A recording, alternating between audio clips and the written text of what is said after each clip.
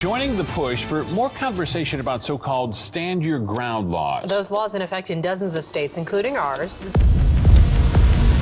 Let's talk about that night outside the Arizona restaurant in 2014. My wife and I were out with some other retired friends.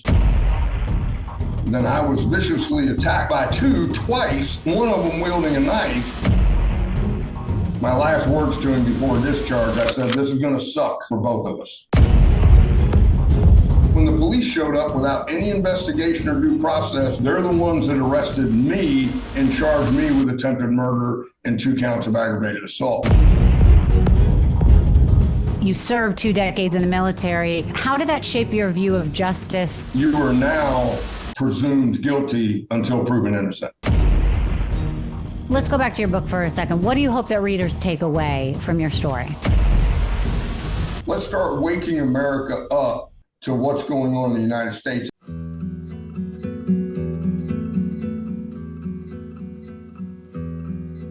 What happens when you do exactly what the law says you're allowed to do? Defend yourself, and the system turns on you anyway. Today's guest is Barry Todd, a decorated Army veteran, a successful businessman, and the author of Stand Your Ground, One Man's Self-Defense Nightmare. In 2014, Barry was attacked outside a restaurant. He defended himself just like he had been trained to do his entire life. But instead of being treated like a victim or even a survivor, he was arrested, charged with attempted murder, and thrown into a justice system that seemed more interested in making an example of him rather than uncovering the truth. This is a story about power. It's a story about what happens when public perception and prosecutorial pressure collide, and you find yourself fighting for your life all over again, this time in a courtroom. Barry's case forces us to ask hard questions about how stand your ground laws are actually applied. Why do some people walk free while others get locked away for doing the exact same thing? Why is the burden of proof so often placed on the person just trying to survive? In this episode, Barry opens about his military background, the night that changed everything, and what it felt like to be labeled a criminal by the very system he once served. But more than that, he tells us how he fought back with his voice, his story, and his truth. Because sometimes being misunderstood isn't just painful, it's life-threatening. And today, we're setting the record straight. Enjoy my conversation with Barry Todd. Barry, thank you so much for joining me today on Misunderstood. How are you? I'm doing great. Thank you for having me. Well, first of all, where are you? I love your hat. I live in Yuma, Arizona. Oh, wow. Okay. Amazing. So, all right. Well, all the way from Arizona, I really appreciate it. I'm in Palm Beach today, and I'm really thrilled to have you on the show. I was saying before we started, I got the bio, your bio, and obviously saw the book that you have that's recently come out. And I'm just really excited for people to hear about you and your story and get your book. So I want to get right into it. Before we came on here, I told people a little bit about who you are and what your story is, but I want to hear from you. So before 2014, who was Barry Todd? Can you give us a little bit about, your life and who you were up until this moment where your life changed? Well, I'm a retired 21-year Army Ranger, and it was a blessing serving my country. I've been married for 40 years this summer, and I have together we have 3 children and 4 grandchildren, and we are actually it's pretty exciting stuff. I just found out that I had a child back in 1983 before I ever met my wife. And she's actually coming over to visit and meet the whole family. Had no clue. Isn't that a beautiful thing? Wow. Wait, sidebar. How did you find out about this?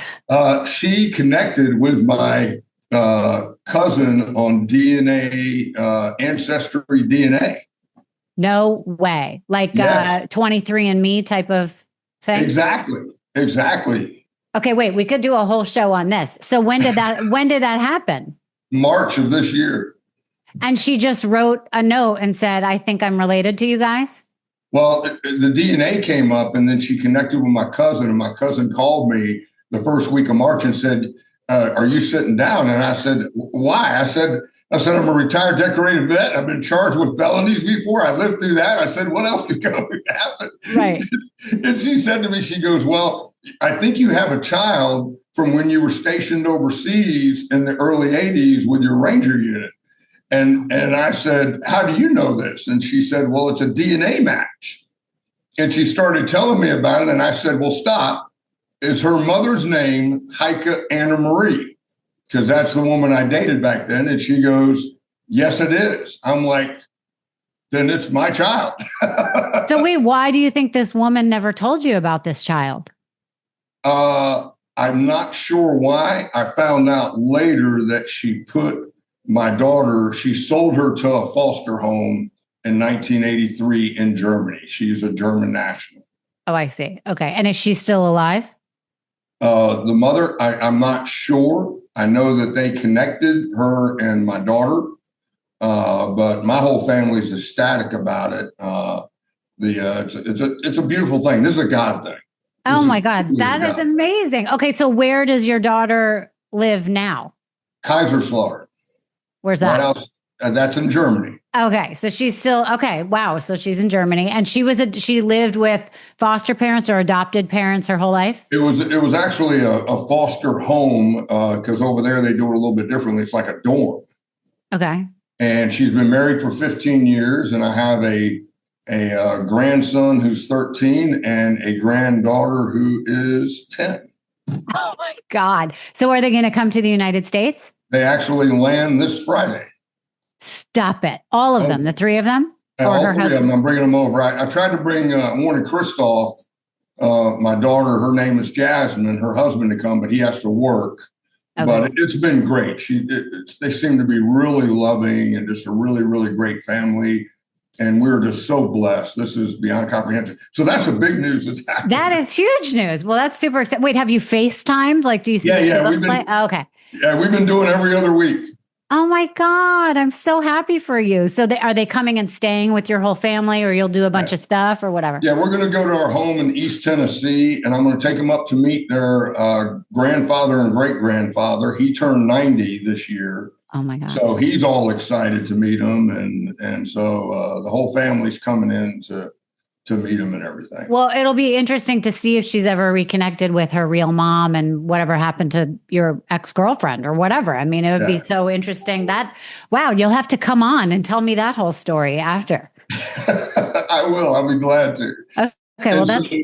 And then going back to your question, when I retired, I decided to go in the financial services industry. I did about 5.5, 6 years with a company called First Command. They focused more on the military. Mm-hmm. And I realized that a lot of companies out there, they're dysfunctional business models. They're just glorified salesmen. So I started my own company in 2008. It's a fee-only firm. It's been very successful. And then this thing in 2014 happened that threw my entire life, my family's life, into a whirlwind haze. Right. So up until that moment, because you served 2 decades in the military, how did that shape your view of justice, discipline, protecting others?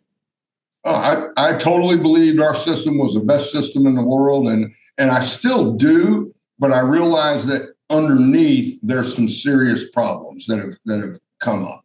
Mm-hmm. And you are now presumed guilty until proven innocent.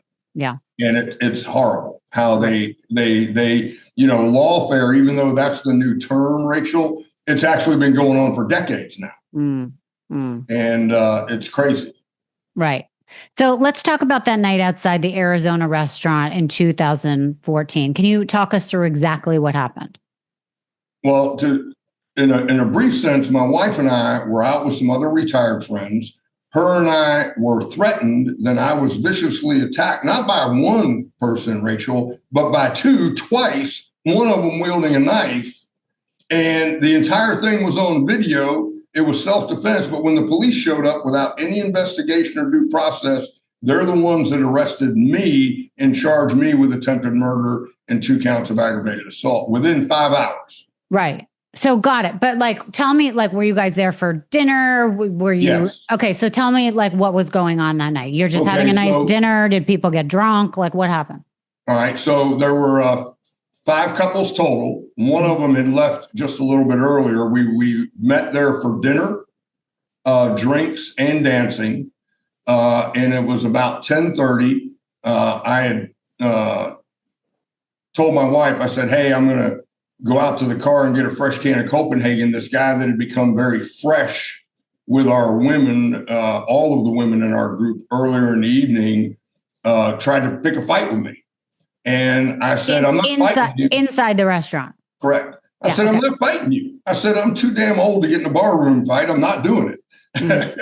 And I walked away, not once, but twice. Mm-hmm. Well, apparently he didn't like that. And he followed me outside.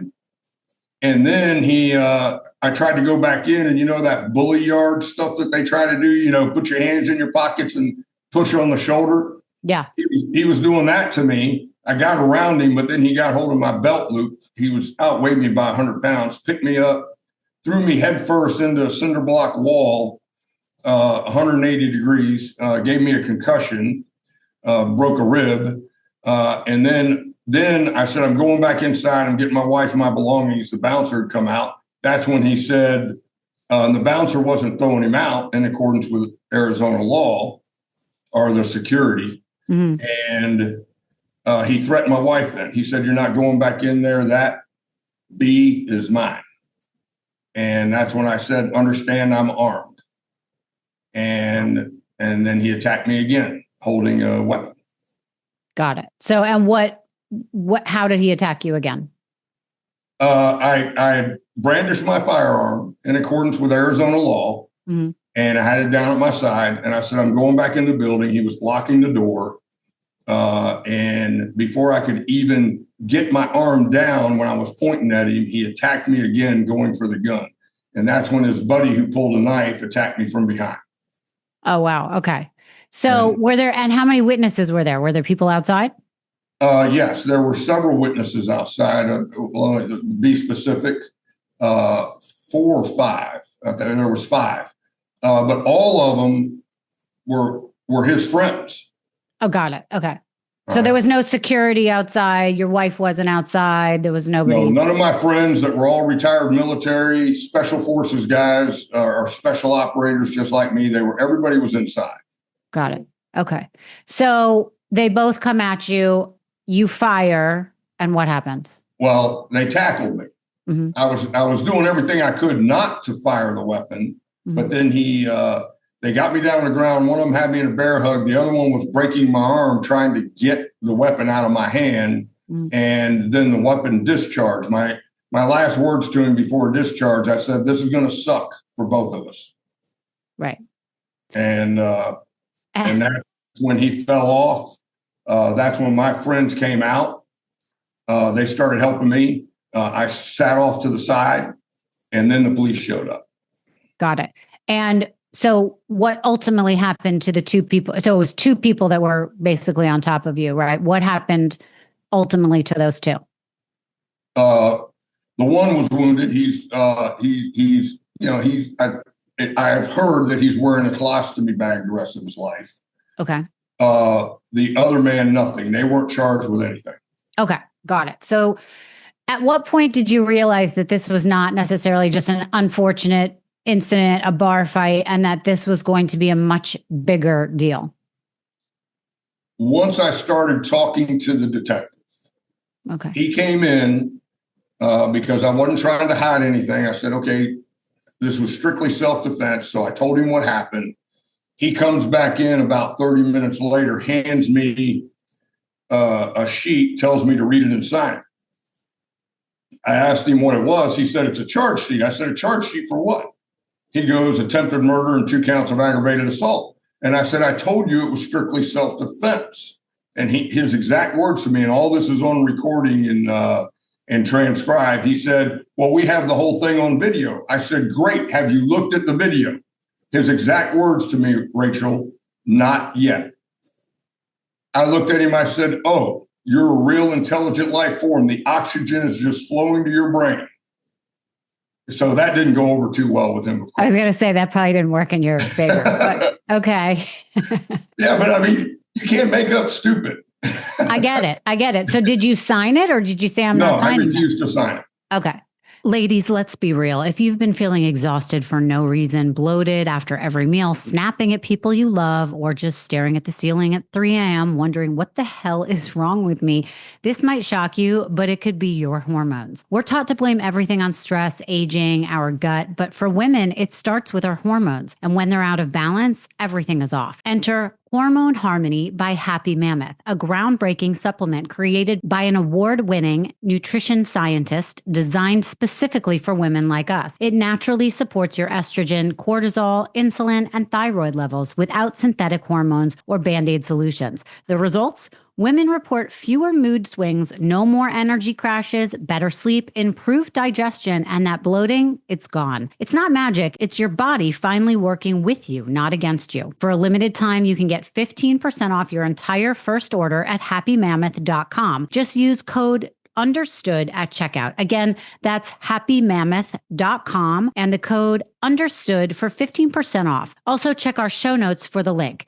Your hormones might be off, but your solution doesn't have to be. And next move, they said, well, we're taking you down to the station, or what happened? Well, no, they already had me in the station. They had me in the interview room. They were recording the entire thing. They then said, okay, we're taking you down and we're going to go ahead and book you. They booked me. They threw me in jail with no medical for 5 days. I had a concussion, broken rib, broken arm, and contused left shoulder. So meanwhile, what's going through your mind as you were being arrested? I'm thinking this is crazy. When I first got in the interview room, the first thing I did when I got in there was I prayed. I prayed for about 2 or 3 minutes, and I was more focused on the young man that had been shot, because it makes seeing some of the things that I've seen in my military career, you never want to hurt somebody. All right. And you want, that the alcohol just got to him and he was extremely intoxicated. And to this day, I don't know why he wanted to take me out, but he did. But right. For whatever reason. But that was what I focused on. But as I started to get into it, I'm like, you got to be kidding me. This is absurd. Right. And so when I was in the cell, I got my Bible and I started reading. I got a Bible from the cart that they carry around and started reading. Right. And at this point, had you been somebody that was very religious or read the Bible before? Yes, ma'am. I've been strong in my faith for at that point, about 15 years. And this just made me even stronger. I did a lot of wailing at God throughout this turmoil, to say the least. I'm sure. But I mean, I'm curious, was it going through your head like, okay, well, they're eventually going to watch this videotape. This is all going to end by the end of the week. Someone's going to come get me. Were you worried about your wife? Like how were you dealing with this? Well, that's exactly what it was. Well, first off, I had to get out of jail. Mm-hmm. There was a $500,000 cash only bond over a weekend. It wasn't even an surety bond where you pay an insurance company. Yeah. $500,000 cash only. So it took me 2 business days to get that capital out of our investments and stuff and go ahead and post that bond. And then when we got out, I had to get an attorney because the attorney that we knew that got me out of jail, he looked at me, he goes, Barry, this is way above my level. I can't handle this. He goes, these are the attorneys I recommend for you. And he gave me the name at the top of the list was a guy by the name of Michael Kimmer. And he was the number 1 or number 2 attorney on the Miranda rights case in 1969. So he's in his 70s now. Brilliant legal mind. Mm-hmm. And he took my case. And he got the video. This is what the sad thing was. They took it to the grand jury. They didn't even use the video. But so how is that even possible? I mean, it just seems so crazy that it wouldn't be used. Well, this is how crazy it is. My case was sent back to the grand jury, Rachel, not once, not twice, not 3 times, but 4 times. And not one time did that prosecutor follow the judge's orders and present the videos. Why do you think that was? Because he had a narrative. He wanted to do it. Have you ever heard the term, Rachel, you can indict a ham sandwich in a grand jury? No, but it's great. It's great. It is. The American public is so uninformed about the judicial system underneath. The court saved me, but the system underneath is broken. There is no judge and no defense in a grand jury. Right. The prosecutor is supposed to be a minister of justice and present all the facts and then let the chips fall where they may. Yeah. Well, it's interesting that you say that. I've been on a grand jury. So I served in Manhattan on a grand jury for 30 days, which is what you're supposed to do. And first of all, I found it fascinating. I was obsessed. I was that girl in there taking notes, asking all sorts of questions. But I can tell you the other, I forget if it's 23, 21, whatever it is, people in the room, they say it's a jury of your peers. No, it is not. These are people that could care less about what they're listening to. They can't wait for the clock to strike 5. Some of them are in it for the $43 that they get. No one cares. And I cared. And there were so many times where I felt like I was in the movie 12 Angry Men or whatever it was, where people are just raising their hand like, yeah, send him to, let's move on. He's guilty. And I was like, how did you get that from that? You didn't even ask these questions. They didn't supply this. So like, I can understand how people are just listening to the evidence and no one has the IQ or the curiosity to say, well, that doesn't really make sense. Like, let's hear more. So I get it. But what I don't understand is you say it was brought back a couple times. How does that work? Because I thought once the grand jury says you're indicted, that it moves forward. So how did that go backwards? All right. Great question. The first step, and I didn't know this either until my attorney taught me. This was how brilliant of an attorney he was. He goes, well, the first goal is let's not get it to trial. Right. Let's get it kicked out at the grand jury. I go, you can do that. He goes, yes, we're going to file a motion to remand it back because he failed to present exculpatory evidence. So every time we would get the transcripts from the grand jury with the jurors' names redacted, and we would go through it, and he would never present the correct self-defense laws for the state of Arizona, and then he would never present the video evidence. Right. And so the judge every time would send it back. It got so bad between him and the judge that the judge actually made a finding of fact from the video, which is never done before a case goes to trial, based on the video that I followed Arizona self-defense law, and then told him, and then he still wouldn't dismiss it. The judge told him to take it back to the grand jury again and present this. And that's when he demanded a preliminary hearing. Got it. So that's interesting. So the judge obviously saw this evidence, saw that there was a possibility that it was self-defense or knew it was. But because these are going to trial, he can't actually make that decision to throw it out himself, correct? Not at that point, correct. Got it. Right? Okay. And see, Arizona's different. It's followed the same rules as 28 other states have done. Right. We're no longer an affirmative defense state. We're a justification defense state. What does that mean?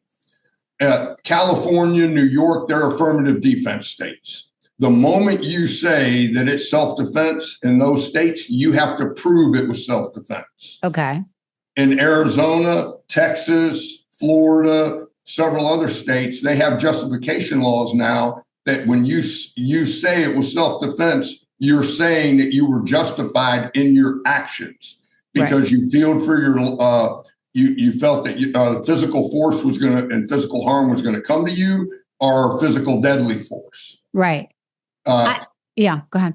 So that's how it broke down. And when I said it was self-defense, they ignored the Arizona laws that actually put the burden of proving that it wasn't self-defense back on me instead of on them.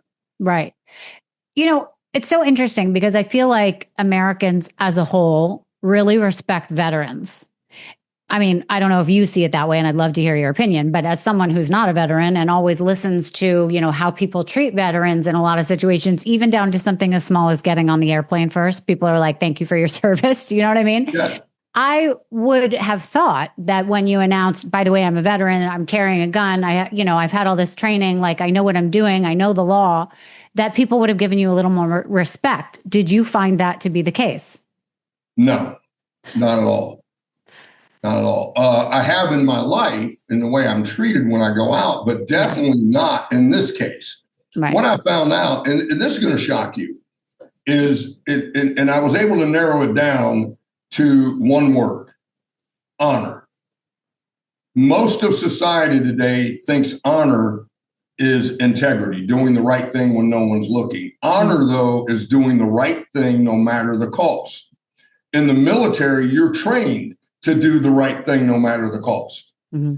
In police forces, at least in Yuma, and I'm seeing a lot of other places as well, just on the news, like Daniel Penny in New York. Right. I was going to bring that up. Yeah. Yeah.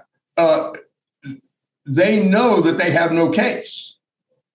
All right. But instead of doing the right thing, the hard thing, they want to make it, they don't want to put the burden on them that they have to justify their actions, so they ignore it. An example, I knew 4 of the police officers on this police force that arrested me. Okay. I went to all, my lead investigator and my attorney went to them. They came in and watched the video after we had it forensically enhanced by the FBI's lead forensics expert, video forensics expert. And they all said, oh, yeah, you got a great case. You're going to win. But every single one of them said, I can't put my name on that. I can't go against my brothers in blue. Oh. Every single one of them. Loyalty to them is higher, from what I've seen, than honor. Now, that's not that way across the board. I know there were several federal officers that stepped up that knew me from my business and were friends that signed on the line and stood in front of the judge. Right. Right. So in doing some research about you and your case, I didn't know that there was stand your ground laws, or otherwise known as no duty to retreat laws. Correct. Can you for people that are listening, and we've talked about this a little already about self-defense, but can you talk about it? I mean, it essentially allows people to use deadly force to defend yourself. But I mean, you hear about it all the time, like you said with the Perry case. You know, people can't, like, it seems really hard to prove. And so, you know, and there are movies made about it. Like if you have an intruder and they're in your house, you're more likely to be seen as using deadly force to protect yourself. The second they step out of the house and you still kill them, you could go to prison for it. So Correct. like there are all these crazy laws. Like what did you come to understand about this now that you had to go through it? I understand that over the past 50 years or so, our laws have been turned upside down. Mm. To understand this, I'm going to go ahead and give you an example of my brother. In 1966, his father woke him up at 2 a.m., said, come out here on the porch and wash this blood off the porch. They lived outside Fayetteville, North Carolina. There was a dead man on the porch. 10 minutes later, a sheriff comes driving up and walks up on the porch and goes, what happens? My brother's father said, and pointed to the dead man and said, ask him. He goes, I can't, he's dead. He goes, exactly. So don't try to add anything to what I'm getting ready to tell you. He was coming through that window right there, breaking into my house. I have my wife and 7 kids. I put 2 bullets in his chest. Any questions? It went to the grand jury and there were no charges because he was defending his household. Now today, though, prosecutors are elected, and they're elected by the population there. So let's use Daniel Penny, for example. Mm-hmm. All right. Daniel Penny's white, Marine. The guy that he restrained, he didn't kill him. He restrained him because he was on drugs, threatening everybody in the car. Mm-hmm. He restrained him until the cops came. He didn't die until 5-10 minutes later. Right. And if the prosecutor had done his job and been a minister of justice, that being Alvin Bragg in this case, Mm-hmm. if he had presented all the evidence, all the witnesses that were there in the video from the phones to the grand jury, it would have never gone to trial. But Right. he would have been, his constituents would have said, oh, he's soft on crime. You let a white man kill a black man. Right. They throw race into it when it has nothing to do with race. Right. And so that's why these prosecutors do that. They're elected and they're afraid of their constituents to do the right thing. Right. I hear you.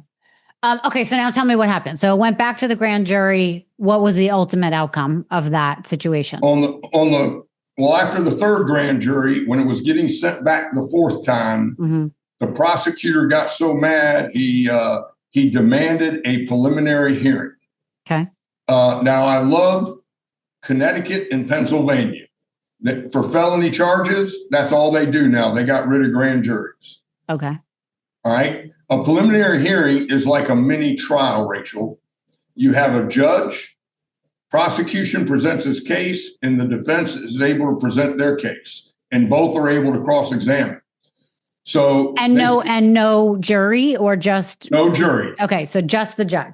Just the judge. He's determining, is there probable cause for the case to go to trial? Okay, got it. He scheduled 3 days. The prosecutor was done after 6 hours. He didn't use any of the videos. He brought up the witnesses that were friends of the guys that attacked me, and then the lead detective. And my attorney used the video. Every one of them recanted their testimony on the stand.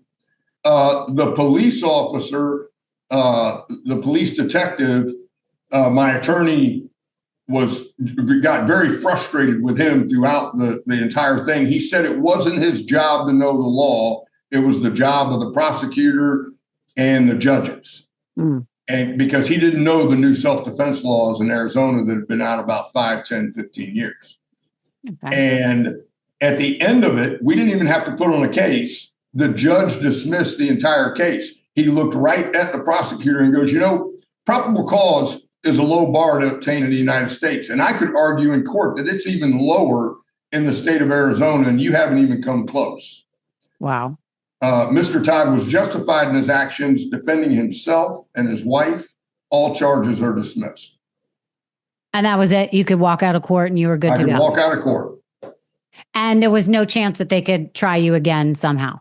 Well, he did dismiss it 4 months later with prejudice. So they could never come back. Okay. Because initially he did it without prejudice, and then we filed a motion to make it with prejudice. But still, this is the rough thing, Rachel. It took me another 5.5 years to clear my record in my business. Meaning what? I own a national financial advisory firm. We're registered with the Securities and Exchange Commission. The moment you're charged with a felony, you have to disclose it to every single client, new client within your firm that's doing any business with you. And to get that off, it has to be expunged or sealed. And then you got all the regulators with all the states. It cost my company over $250,000 just to clear that stuff off the record.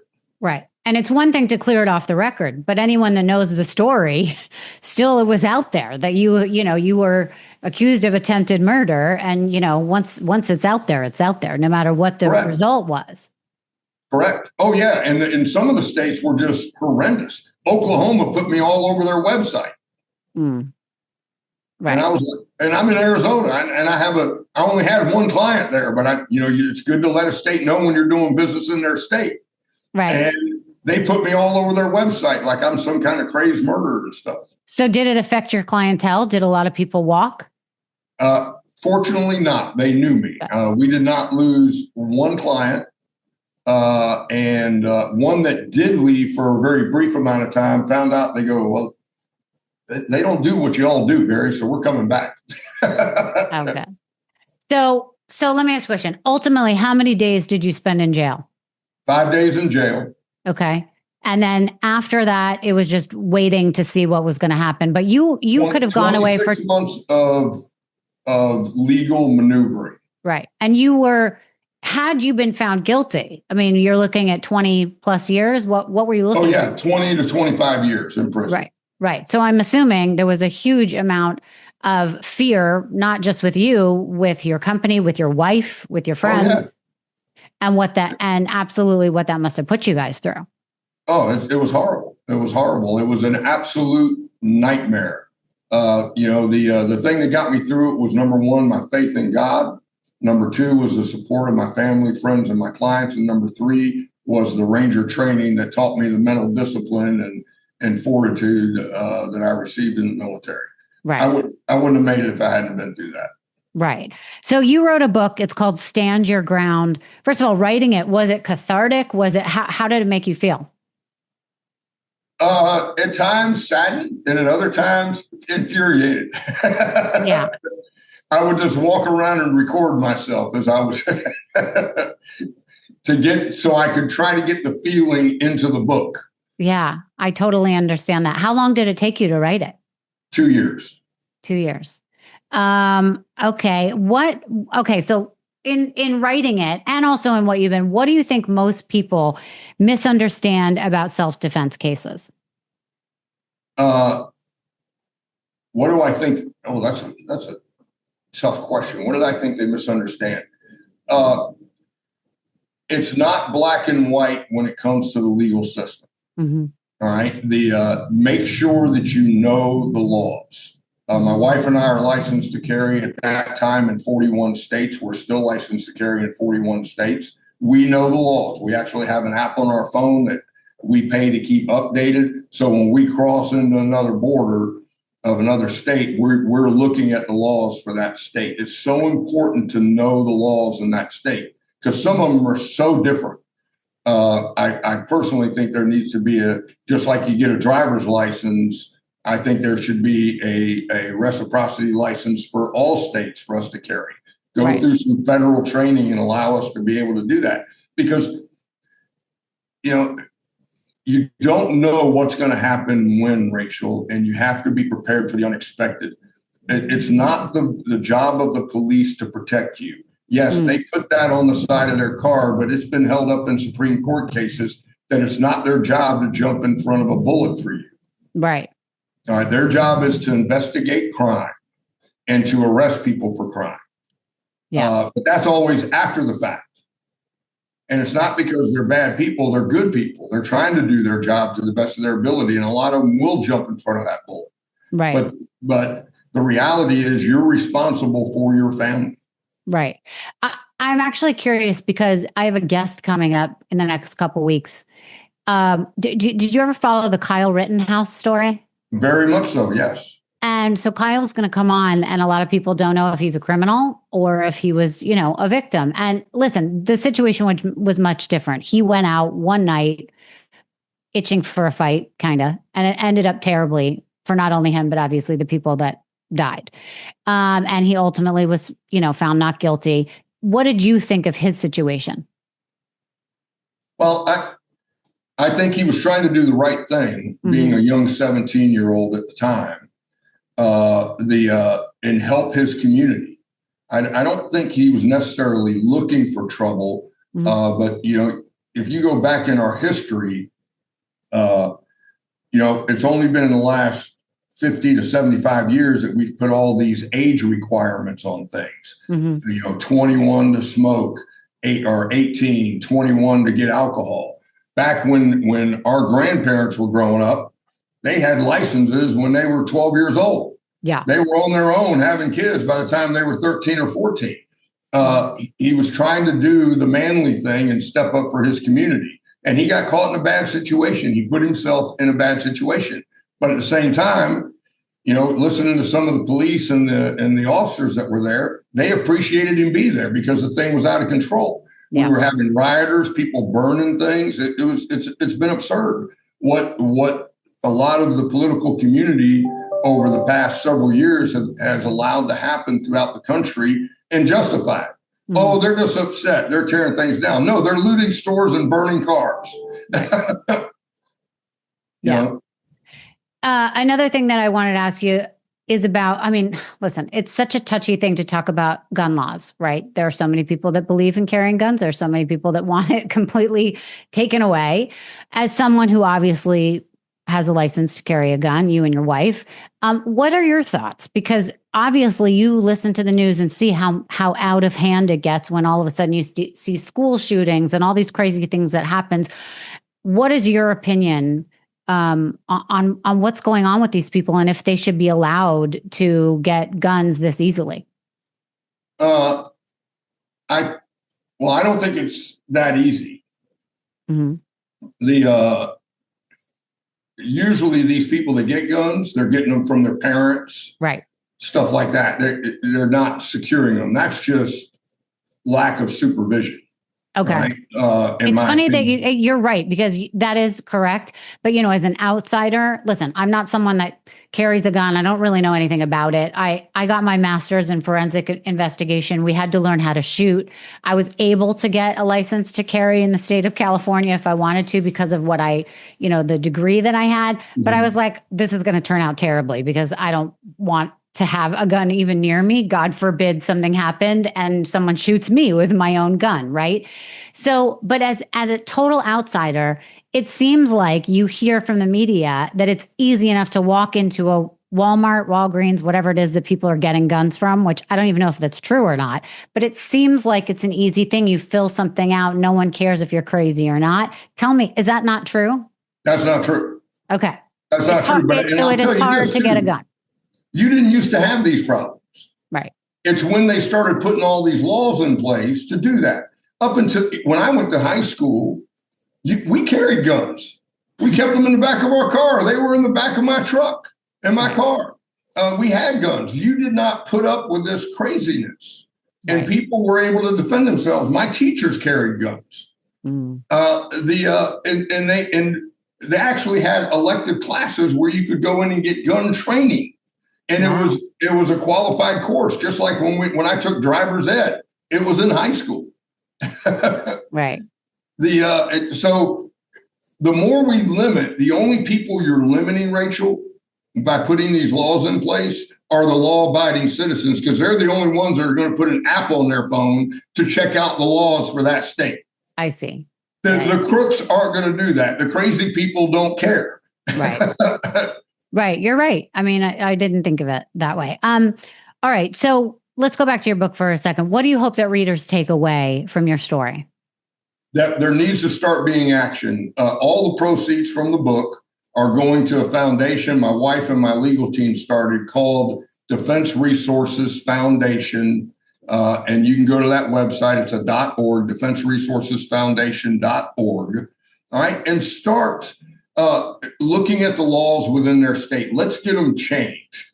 Let's stop prosecutors. If you can't get them from being elected, then figure out some other ways to hold them accountable, because the bars, that's really the only way you can hold a prosecutor accountable, because of the fact that of the 1983 Supreme Court ruling, they have absolute immunity. Most people don't know that. You can't sue a prosecutor. You can sue the county or city they live in, but you can't sue the prosecutor. I see. All right. And that's a horrible thing. So they can't be held accountable. When you send it to the bar, well, it's a bunch of lawyers trying to hold other lawyers accountable. Right.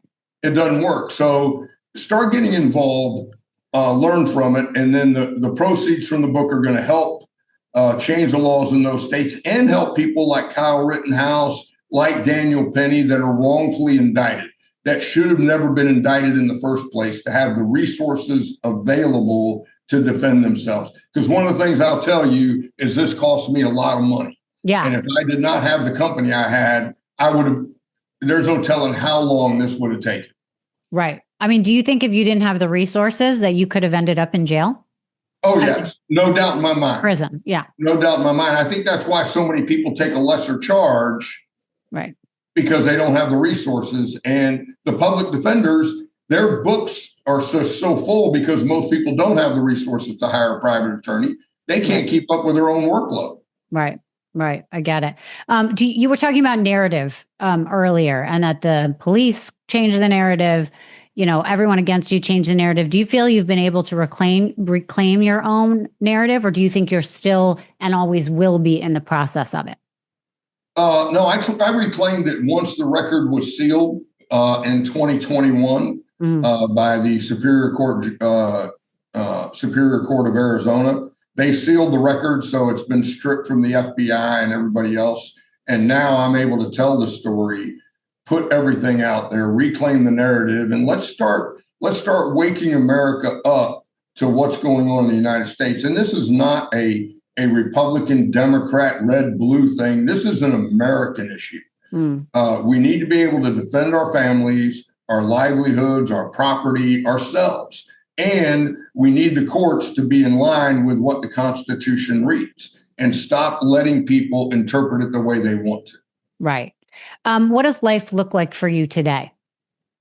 If it got much better, I'd do cartwheels. You find out you have 3 kids instead of 2 and 4 grandkids instead of 2. That's a beautiful thing right there alone. Right. I agree.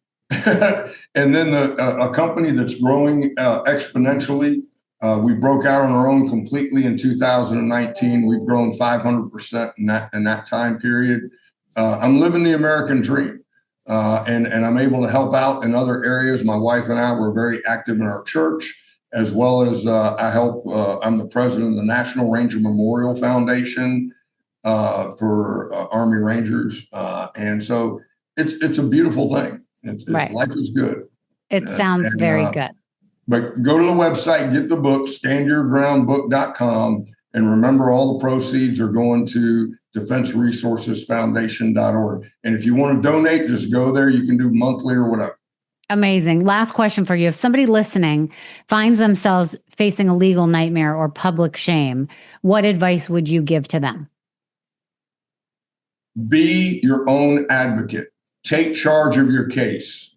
Don't depend on the lawyers. If you read my book, you're going to find out my lawyers made some mistakes. But because I knew the law so well, and I was the one writing the checks, they got to see things my way, and it really moved a lot faster after that. Amazing. Barry, thank you so much. Stand Your Ground is out now. Tell people one more time where they can get your book or find out more about your foundation. Please go to standyourgroundbook.com. You can also order it on Amazon, Barnes & Noble, or Dorrance Publishing, and the foundation is defenseresourcesfoundation.org. If you find yourself in trouble, go there and donate for those out there that have the resources to do that. But if you find yourself in trouble, have your attorney go on there and apply for assistance. Amazing. We'll be there to help you. Awesome. I'm going to support you. I'm going to go get the book today. Thank you so much, Barry. Good luck with everything. I really wish you the best. I cannot wait to hear what happens when you meet your daughter for the first time. Oh, thank you. Thank you. God bless you. And thank you for having me on. This has been a pleasant experience. Anytime.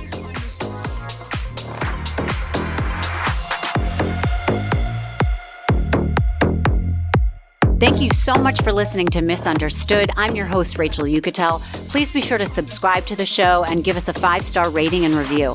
You can support the show by joining our Patreon at patreon.com/misunderstood with Rachel Yucatel. Do you have ideas for the show or want to reach out? Email us at info misunderstoodpodcast@gmail.com. That's spelled MISS understood. Thank you so much, and I'll see you next time.